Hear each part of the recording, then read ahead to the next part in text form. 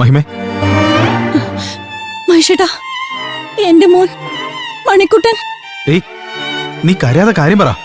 മണിക്കുട്ടൻ എന്താ പറ്റിയേ? എന്റെ മോന് ഗുരുതരമായിട്ടുള്ള ഹൃദ്രോഗം ഡോക്ടർ ഇപ്പൊ വന്ന് പറഞ്ഞിട്ട് പോയത്. എത്രയും പെട്ടെന്ന് അവന്റെ ഹൃദയം മാറ്റി വെക്കണമെന്നാ ഡോക്ടർ പറയുന്നത്. ഹൃദയം മാറ്റി വെക്കണമെന്നോ? അതിന് മാത്രം എന്ത് അസുഖം അവന്? അതൊന്നും എനിക്ക് അറിയത്തില്ല. എത്രയും പെട്ടെന്ന് ഓപ്പറേഷൻ നടത്തിയില്ലെങ്കിൽ അവന്റെ ജീവൻ തന്നെ അപകടത്തിലാവുമെന്നാ ഡോക്ടർ പറയുന്നേ. മഹേഷേട്ടാ, ഞാനിപ്പോ എന്താ ചെയ്യണ്ടേ? ഓപ്പറേഷൻ നടത്തണമെങ്കിൽ ഇത്തിരി കാശൊന്നും പോരാ, ലക്ഷങ്ങൾ വേണം, ലക്ഷങ്ങള്. ഞാൻ ഒറ്റയ്ക്ക് ഇവിടെ എന്ത് ചെയ്യാനാ? ദേ, നിങ്ങൾ വേഗം ഇങ്ങോട്ട് വാ, ഇല്ലെങ്കിൽ എല്ലാം കൂടെ ഓർത്ത് ആദ്യം കയറി ഞാൻ ചത്തുപോകും. നീ വിഷമിക്കാതെ മഹിമേ, നമുക്ക് മുന്നിൽ എന്തെങ്കിലും മാർഗം ദേവി കാണിച്ചു തരാതിരിക്കില്ല. അങ്ങനെയൊന്നും സമാധാനപ്പെടാൻ എനിക്ക് പറ്റില്ല. നിങ്ങൾ വേഗം ഇങ്ങോട്ട് വന്ന് അവരുടെ കാര്യത്തിൽ എന്തെങ്കിലും തീരുമാനം എടുത്തേ പറ്റുള്ളൂ, അല്ലെങ്കിൽ എനിക്ക് എന്റെ കൊച്ചിനെ നഷ്ടപ്പെടും. നീ ഒന്ന് സമാധാനിക്കേ, ഞാൻ ഉടനെ എന്തെങ്കിലും ചെയ്യാം. മഹിമേ, ഞാൻ പറയുന്നൊന്ന് കേക്ക്. മഹിമേ, ഞാൻ പിന്നെ വിളിച്ചോളാം, നീ ഫോൺ വെച്ചോ.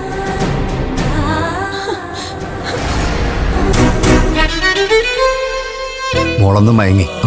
ഉണരുമ്പോഴേക്കും അവളുടെ ശ്വാസതടസ്സമൊക്കെ മാറിക്കിട്ടും. പെട്ടെന്ന് മോൾക്ക് ഇങ്ങനെ സംഭവിക്കാൻ എന്താ ഉണ്ടായത്? അവളുടെ മനസ്സിന് വിഷമം തട്ടുന്ന എന്തെങ്കിലും ഉണ്ടായോ? അവളുടെ മണിക്കുട്ടൻ ചേട്ടന് അസുഖമാണെന്ന് അറിഞ്ഞിട മുതൽ മോൾക്ക് വല്ലാത്ത സങ്കടമാണ് ഡോക്ടർ. ഇന്ന് അമ്പലത്തിൽ പോയപ്പോഴും എന്റെ മോള് മണിക്കുട്ടന് വേണ്ടിയാ പ്രാർത്ഥിച്ചത്. പക്ഷെ ആ പ്രാർത്ഥനയൊന്നും ദേവി കേട്ടില്ലെന്നാണ് തോന്നുന്നത്. ഹോസ്പിറ്റലിൽ നിന്ന് ഇപ്പൊ മഹിമയെ വിളിച്ചത്. മണിക്കുട്ടൻ എന്തോ വലിയ രോഗമാണത്രേ. ഉടനെ ഹൃദയം മാറ്റിവെക്കണമെന്നാ ഡോക്ടർ പറഞ്ഞത്. തിരുമേനി വിഷമിക്കണ്ട. മുന്നിൽ എന്തെങ്കിലും ഒരു വഴി അമ്മ മൂകാംബിക കാണിച്ചു തരാതിരിക്കില്ല. മനസ്സുരുകി പ്രാർത്ഥിച്ചോളൂ. ഈ കാര്യമൊന്നും തൽക്കാലം ശിവപ്രിയമോൾ അറിയണ്ട. കുഞ്ഞിന് അത് കൂടുതൽ വിഷമാവും. ഇല്ല ഡോക്ടർ, ഞാനൊന്നും പറയില്ല. അവളെ ഞാനൊന്നും അറിയിക്കുകയില്ല.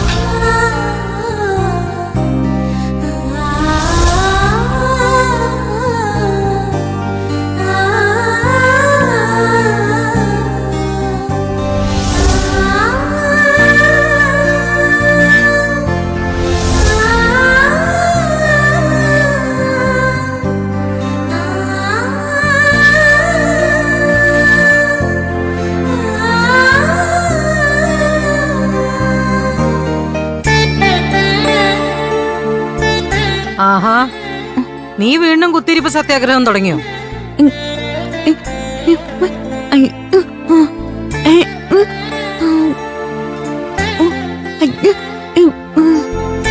ഓ, ഒരു ദിവസം എവിടെയൊക്കെ ഒന്ന് അടിച്ചു വാരി വൃത്തിയാക്കിയപ്പോഴേക്കും നീ അങ്ങ് തളർന്നു പോയോ?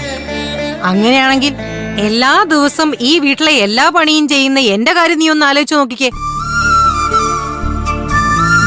മുറി വൃത്തിയാക്കലും മുറ്റടിക്കലും തുണി അലക്കലും ഒക്കെ ഞാൻ തന്നെയാ ഇവിടെ ചെയ്തോണ്ടിരിക്കുന്നേ. ഒരാള് കൂടി ഉണ്ടെങ്കിൽ എനിക്കൊരു കൈസഹായം ആവുമല്ലോ എന്ന് കരുതിയാ നിന്നോട് ഇവിടെ നിന്നോളാം ഞാൻ പറഞ്ഞേ. ഇതിപ്പോ ഒരു ദിവസം കുറച്ച് ജോലിയെ നീ ചെയ്യുള്ളൂ എന്ന് പറഞ്ഞാ അതൊരു കഷ്ടമാണല്ലോ.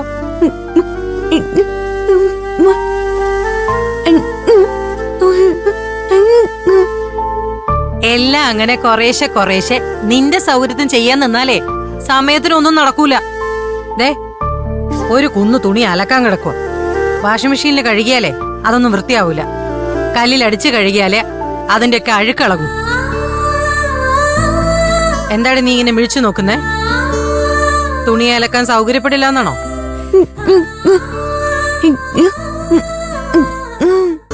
എല്ലാം നീ തന്നെ അലക്കിക്കോളാന്ന് പറഞ്ഞ ഇനി അത് എപ്പളാ? ജോത്സനെ കണ്ട് സമയമൊക്കെ കുറിച്ചിട്ടേ പറ്റുള്ളൂ എന്നാണോ? എന്റെ അമ്മേ, ദേവൂട്ടി ചെയ്യാന്ന് പറഞ്ഞല്ലോ, പിന്നെന്താ? ആദ്യം ദേവൂട്ടി എന്തെങ്കിലും കഴിക്കട്ടെ, പിന്നെ അല്പം വിശ്രമിച്ചിട്ട് ദേവൂട്ടി തുണി അലക്കിക്കോളും. അതിന് പുന്നാര അച്ഛൻ വരാതെ അവക്ക് തൊണ്ടേന്നൊന്നും ഇറങ്ങൂലല്ലോ. അച്ഛൻ വന്നിട്ടേ കഴിക്കുള്ളൂ എന്നും പറഞ്ഞു കുത്തിയിരുന്നാ പിന്നെ ഞാൻ എന്ത് ചെയ്യും? അച്ഛൻ ഇതുവരെ വന്നില്ലേ? അത് എന്നോട് ചോദിച്ചാ ഞാൻ എന്ത് മറുപടി പറയാനാ? എല്ലാവർക്കും എല്ലാവരുടെ തോന്നിയ പാടല്ലേ. വരുമ്പോ വരട്ടെ. എന്തായാലും നീ അച്ഛൻ വന്നിട്ടല്ലേ അമൃതേത് കഴിക്കൂ. അതിനു മുമ്പ് ആ തുണിയൊക്കെ എടുത്തുകൊണ്ട് പോയി അലക്കാൻ നോക്ക്.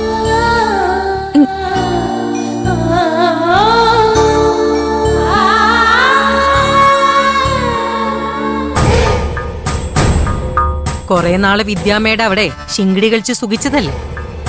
ഇനി ഇവിടെ കുറച്ചു നാള് പണിയെടുക്കട്ടെ. ദേ, നീ ചുമ്മാതെ അവളോട് സിമ്പതി ഇറക്കാനൊന്നും നിക്കണ്ട കേട്ടോ.